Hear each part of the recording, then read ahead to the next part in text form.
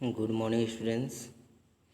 बच्चों, आज हम लोग पाठ 8 हिंदी व्याकरण पढ़ने जा रहे हैं, जिसका नाम है वचन अर्थात जेंडर। बच्चों, आप लोग पिछले कक्षा में भी वचन पढ़े थे। वचन कितने होते हैं, एक वचन, द्विवचन, बहुवचन, ठीक है, आप लोग पढ़ चुके हैं। और वचन जैसे वचन दो प्रकार का होता है, जैसे एक वचन, बहुवचन। संख्या एक को बताने वाले शब्द आप लोग जानते हैं कि एक वचन कहलाते हैं, जबकि एक से अधिक संख्या बताने वाले शब्द को बहुवचन कहते हैं। इस पाठ में हम लोग वचन को ही पढ़ेंगे और समझेंगे। चलिए तो पाठ को शुरू करते हैं और समझते हैं। देखिए यहाँ पे लिखा है, वे शब्द जिनके द्वारा संज्ञा या सर्वनाम शब्दों की संख्या का बोध होता है, ठीक है। संज्ञा सर्वनाम शब्दों की संख्या का बोध होता है, जैसे एक से अधिक, एक या एक से अधिक, उन्हें हम वचन कहते हैं। जैसे यहाँ देखिए कुछ उदाहरण दिए गए हैं, जैसे मेज पर पुस्तक रखी है। देखिए मेज पर पुस्तक रखी है, तो पुस्तक रखी है, एक पुस्तक है। अब पुस्तकें मतलब पुस्तकें एक से अधिक, पुस्तक और पुस्तकें, जैसे मेज पर पुस्तकें रखी है, तो ये बहुवचन हो गया, एक से अधिक हो गया, ठीक है, एक से अधिक हो गया, तो ये हो गया बहुवचन। जैसे बच्चा दौड़ रहा है, यानी बच्चा यानी एक बच्चा, ठीक है, बच्चा दौड़ रहा है। अब बच्चे दौड़ रहे हैं, देखिए बच्चे यानी बहुत सारे बच्चे, तो बच्चे दौड़ रहे हैं, क्या हो गया, बहुवचन।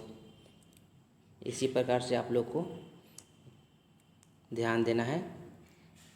आगे देखिए, इन वाक्यों को पढ़कर आपने क्या जाना कि पुस्तक और बच्चा शब्द की संख्या एक एक है, ठीक है। पुस्तक और देखिएगा, पुस्तक और बच्चा जो संख्या है एक एक की है। अगले वाक्य में पुस्तकें और पुस्तकें और बच्चे जो हैं, बच्चे से क्या ज्ञात होता है कि इनकी संख्या एक से अधिक है। अतः हम कह सकते हैं कि एक शब्द के लिए जिस शब्द के जिस रूप से संज्ञा के एक या अधिक होने का पता चले, उसे हम वचन कहते हैं। वचन के भेद देखिए, वचन के भेद या प्रकार, वचन के भेद या प्रकार, एक वचन और बहुवचन। वचन कितने होते हैं आप लोग याद कर लीजिएगा, एग्जाम में पूछा जा सकता है।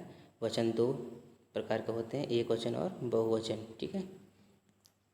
वो एक वचन किसको बोलेंगे, ठीक है, तो एक वचन संख्या एक को बताने वाले शब्द जो होते हैं, संख्या एक को बताने वाले शब्द एक वचन कहलाते हैं, जबकि संख्या एक से अधिक, ठीक है, एक से अधिक को बताने वाले शब्द बहुवचन कहलाते हैं, ठीक है।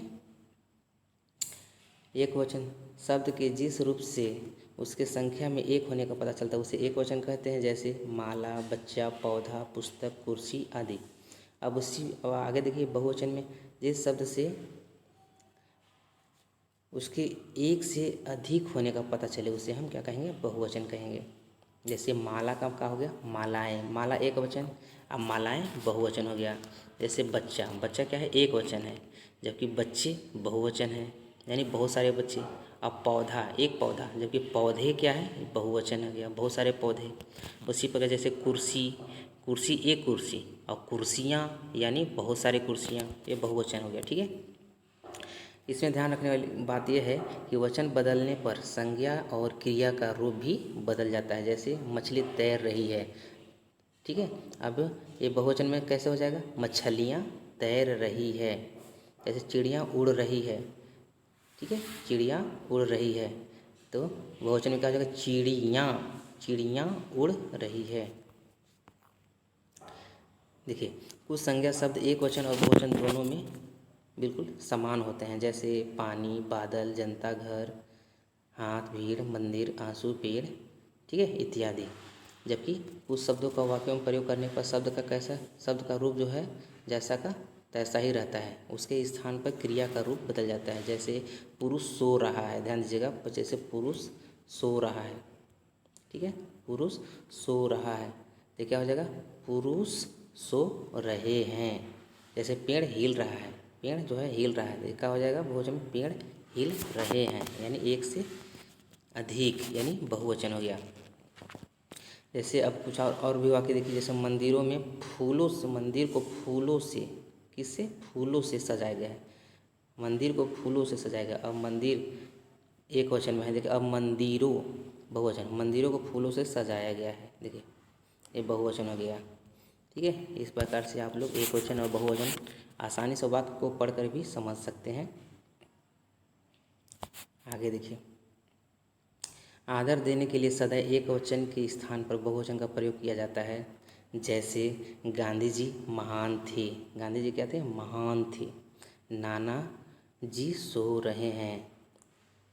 एक वचन होने पर भी कुछ शब्द सदैव एक बहुवचन के रूप में प्रयुक्त होते हैं, जैसे दर्शन, हस्ताक्षर, प्राण आदि। जिन शब्दों के अंत में ई, ठीक है ध्यान दीजिएगा, जिन शब्दों के अंत में ई हो तो वचन बदलने पर छोटा ई हो जाता है। जिन शब्दों के अंत में बड़ा ई, ध्यान दीजिएगा, ई हो तो वचन बदलने पर ई हो जाता है और अंत में या जुड़ जाता है।